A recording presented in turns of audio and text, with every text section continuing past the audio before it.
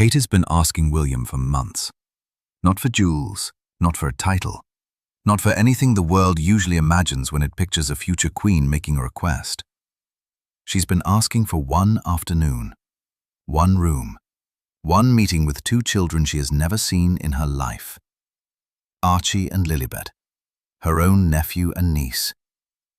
And William's answer, after all these months, after all the gentle persuasion, after everything this family has been through, is still no. Stay with me here, because this is not another story about two brothers at war. You've heard that story. Everyone has told that story. This is a story about the one person standing between them who actually wants the door to open, and who has no power to open it herself. This is Kate's story.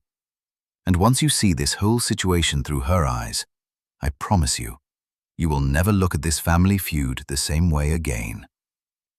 Think about what her position actually is. Kate Middleton married into this family more than a decade ago. She stood next to Harry at her own wedding. She knew him when he was the fun uncle, the best man, the brother-in-law who made everyone laugh at family dinners. And then she watched, from the inside, as all of it collapsed. The interviews, the book, the accusations that touched her personally. She had every reason to close that door herself and never look back, and yet, according to source after source, she's the one holding it open. That's what makes this moment so remarkable. Because an opportunity just came and went, a real one, the kind that appears once every few years, if that. Harry came back to Britain, and this time, he didn't come alone. He brought Meghan. He brought Archie. He brought Lilibet. For the first time in years, the entire Sussex family was on British soil at the same time. Grandfather and grandchildren under the same sky. Cousins within driving distance of each other. If you were ever going to close a rift that has torn this family apart for half a decade, this was the window. This was the moment history handed them. And Kate saw it exactly that way. Reports described this visit as carrying special meaning for her, a genuine chance to end years of division. Not through statements, not through lawyers or press offices, through something much simpler and much more human. Letting the children meet. Because children don't carry grudges they didn't create. Children just see other children. A 5-year-old girl doesn't know what was said in an interview in 2021. She just knows she has cousins somewhere across the ocean. But something went wrong. The window opened, and then it closed. The meeting Kate hoped for, the one she reportedly spent months quietly working toward, apparently never happened. Not even during the recent visit to Highgrove. The Sussex children came to Britain, spent their days just miles away from their aunt, their uncle, their 3 cousins, and left without ever seeing them. So the question becomes, how does something like that fail? When one of the most influential women in the country wants a meeting this badly, who exactly is saying no, and why? That's what we're unpacking today, and if you care about where this family's actually heading, not the tabloid version, the real dynamics underneath, this is the moment to hit subscribe, because this channel follows this story wherever it goes next. Let's start with what we actually know about Kate's side of this. And here's what's striking. The sources agree. That almost never happens in royal reporting. Us Weekly and Page 6, outlets that often paint very different pictures of this family, are saying essentially the same thing. Kate genuinely wants to see Harry's children. One insider put it plainly, she never had the opportunity to meet them. Think about how strange that sentence is. Lilibet has been alive for years. Archie was born when Harry and Kate were still, at least publicly, family in every sense of the word. And in all that time, nothing. No visit, no holiday, not a single moment in the same room. Kate has watched these children grow up the way the rest of us have, through photographs released to the press. For a woman who has built her entire public identity around motherhood, around children, around early childhood as her life's work, that absence has to sting in a way the rest of this feud doesn't. This is a person who launched a national campaign about the first 5 years of a child's life. She has spent years telling the country that early childhood shapes everything, that the bonds formed in those years last a lifetime. And meanwhile, inside her own family, 2 children are growing through exactly those years as complete strangers to her. The contradiction is almost unbearable. Publicly, the champion of childhood connection. Privately, an aunt who wouldn't recognize her own niece's voice. And so, according to these reports, Kate did something quietly radical for a royal wife. She took on the role of peacemaker herself. Not the palace, not the courtiers. Her. Sources describe her spending months trying to persuade William, gently, persistently, that meeting the children was worth doing. Separating the children from the conflict, making the case that whatever happened between the brothers, whatever was said and written and broadcast, Archie and Lilibet did none of it. But notice the boundary she never crosses. Every single report includes the same caveat. She respects William's final decision. She persuades, but she does not defy. She asks, but she does not act alone. And that tells you everything about the impossible position she's in. Kate Middleton may be the most popular member of this family. She may be the future queen. But in this house, on this question, she doesn't hold the key. She can stand at the door. She can put her hand on the handle. She cannot turn it. Which raises the obvious question, the one this whole story turns on. If Kate has been asking for months, if the children were finally here, if the moment was perfect, what exactly is William's answer when the door is right there in front of him? Because his side of this story is very different. And one insider summed it up in 6 words that explain everything. These are Harry's plans, not William's. 6 words from an insider. And honestly, they explain this entire standoff better than any 1,000-word palace statement ever could. Because listen to what those words are actually doing. They're not saying the meeting is a bad idea. They're not saying the children are unwelcome. They're saying something colder and more procedural than that. This wasn't my idea, so I'm not participating. William isn't rejecting Archie and Lilibet.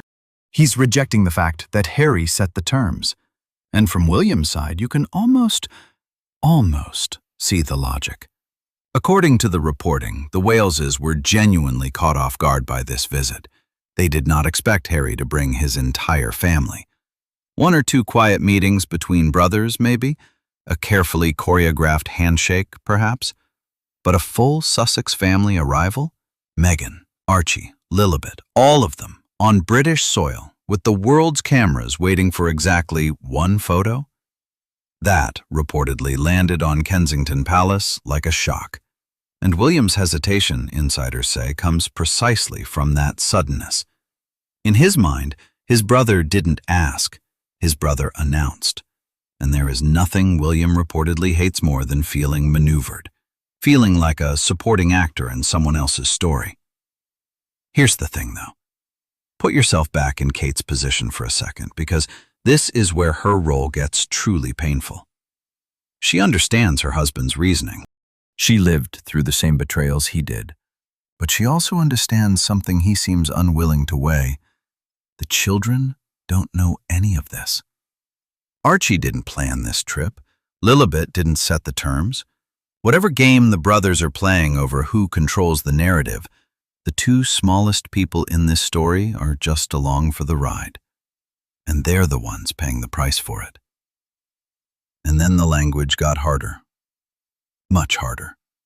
Because according to several reports, William didn't just hesitate. He drew a line. Sources described him putting forward what amounted to an ultimatum, strict conditions his brother would have to meet. and refusing a meeting, in the words of the reporting, under no circumstances. Under no circumstances. Sit with that phrase for a moment. That is not the language of scheduling conflicts. That is not, the timing isn't right, or maybe next visit. That is a door being locked and the key being pocketed. Now, should we take that phrase at face value? Let's be honest with each other, because I think you watch this channel for the real picture, not the loudest headline. Under no circumstances is insider language filtered through sources, through outlets, through translation into royal drama. It may be word for word what William said in a heated moment. It may be a hardline courtier characterizing his mood. We can't know for certain. But here's what we can say. Nobody around William rushed to soften it. No friendly source called the papers to say he's warmer than that a meeting is close, that this is all exaggerated.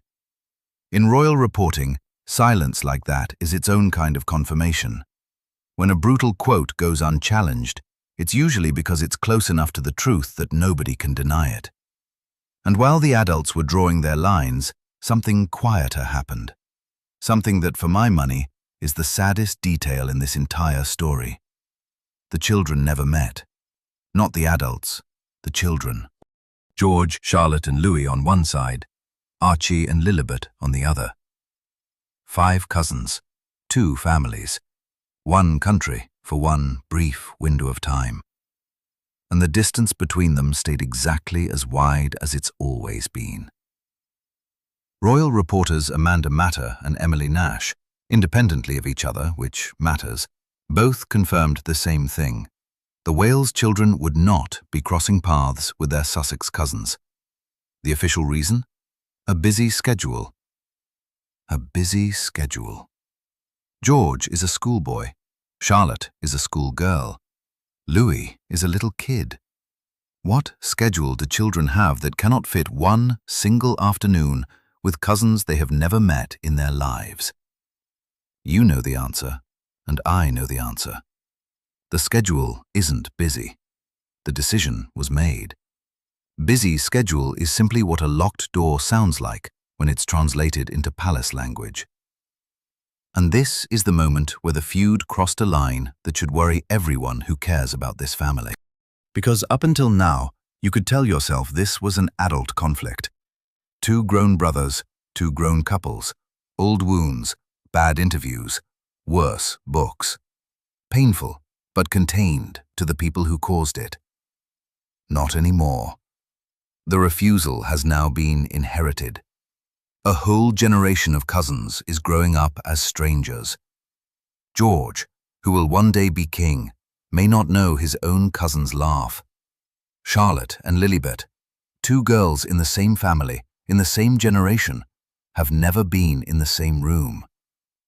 These children are not estranged because of anything they did. They're estranged by appointment, by decision, by a no they never got a vote on. And for Kate, the woman who has spent her public life preaching that childhood bonds shape everything, this must be the hardest part to accept. She wasn't just asking to meet her nephew and niece. She was asking to stop this exact outcome, a rift becoming hereditary. She asked, she waited, and the cousins left Britain without ever meeting. If this story moves you the way it moves me, tell me in the comments. Should the children have met, whatever the brothers feel about each other? Because I genuinely want to know where you stand on this one. But here's what you need to understand before we go further. Everything so far, the ultimatum, the busy schedules, the meeting that never happened, all of it is still, technically, reversible. A no today can become a yes next year. What comes next is different. Because according to the most explosive reports of all, William isn't just planning to keep this door closed. He's reportedly planning to remove the door entirely, permanently, institutionally, in a way no future apology could ever undo. And if that's true, it changes what Kate is waiting for. from a moment into a miracle. When William becomes king, Archie and Lilibet may simply cease to exist, royally speaking. That's the substance of the most explosive report circulating right now. According to these accounts, William has already made up his mind about the future of his brother's children. Once he takes the throne, the reports claim, he intends to remove Archie and Lilibet from the line of succession entirely, and to strip Harry's whole branch of the family of their royal rights. Not suspend, not sideline, remove. Permanently. Now let's be careful here, because this is exactly the kind of claim that deserves scrutiny, not just amplification. Changing the line of succession is not something a king does with a signature over breakfast. It would require an act of Parliament, and not just in Britain, but coordinated across the Commonwealth realms. It last happened in 2013, and that was to make the rules fairer, not to punish anyone. So could William actually do this? Legally, it would be one of the most difficult and most explosive constitutional moves in modern royal history. But that's not really the point, is it? The point is that people close to William believe this is where his heart is, and whether or not the law ever catches up to his feelings, the intent alone tells you how deep this rift now runs. Because think about what that intent means for everything we've talked about today. Everything else in this story is, in theory, fixable. A cancelled meeting can be rescheduled. A busy schedule can clear. Even an ultimatum can soften with time. Brothers have come back from worse. But erasing children from the succession, that's not an argument anymore. That's architecture. That's taking a family quarrel and pouring it into concrete.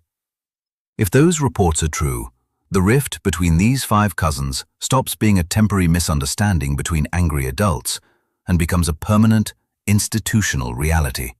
Something no hug, no apology, no tearful reunion could ever fully reverse. The children wouldn't just be strangers, they'd be strangers by law. And for Kate, this is the nightmare scenario. Because you cannot be a peacemaker in a war that's been written into the Constitution. Everything she's reportedly been doing, the months of gentle persuasion, the patience, the waiting for the right moment, all of it assumes the door is closed but still exists. If William truly intends to remove the door itself, then what exactly is she waiting for? Which brings us to the strangest part of this whole story, the part almost nobody talks about. The sources don't agree. And I don't mean small details. I mean the fundamental question.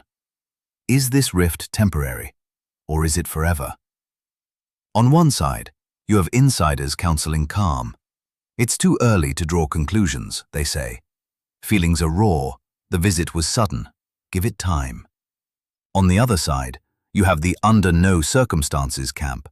Sources describing a hardened William who has emotionally closed the book on his brother for good. Too early versus never. Those aren't 2 versions of the same story. Those are 2 different stories entirely.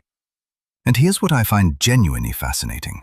This split among insiders is probably the most honest thing in all the reporting, because it tells us that even the people inside these palaces, the aides, the friends, the courtiers who eat dinner with these people, don't actually know how this ends. If William himself had truly, finally decided, the sources would sound the same. They don't. Which means somewhere behind those palace walls, this question is still alive. The door Kate is holding open? It hasn't been removed yet. Not yet. And maybe that's the only hope this story has left. So let's end where we started, with Kate, standing at that door. According to those close to her, she hasn't given up. She's ready to wait for the right moment, next visit, next year, next chapter of this endless saga. Patience, after all, is the one royal skill she has mastered better than anyone. But here's the question I can't shake, and I want you to sit with it after this video ends. Waiting works for adults. Adults can reconcile at 40, at 50, at 70, and pick up where they left off. Children can't. Childhood doesn't wait for palace politics. Every year that passes isn't just another year of silence between two brothers. It's another year George doesn't know Archie. Another year Charlotte and Lilibet grow up as headlines to each other instead of family. Another year of a childhood that will never be rerun. Kate is waiting for the right moment. But the cruel truth about the right moment is that nobody announces when it's past. One day, these 5 cousins will be adults, strangers with the same grandmother, the same history, the same blood, and they'll have to decide whether to fix what was broken for them before they could speak. Maybe they will. The next generation sometimes heals what the last one couldn't, but it didn't have to be their job. Kate asked for one afternoon, one room, one meeting. The answer was no. The question now, the one that will hang over every future Sussex visit, every royal Christmas, every family photo with 3 children instead of 5, is simple. How many more years can that answer hold? If you've made it this far, you clearly care about the real story behind the headlines. So leave a like so this video finds the people who care too, and I'll see you in the next one. Because something tells me this door isn't done being knocked on.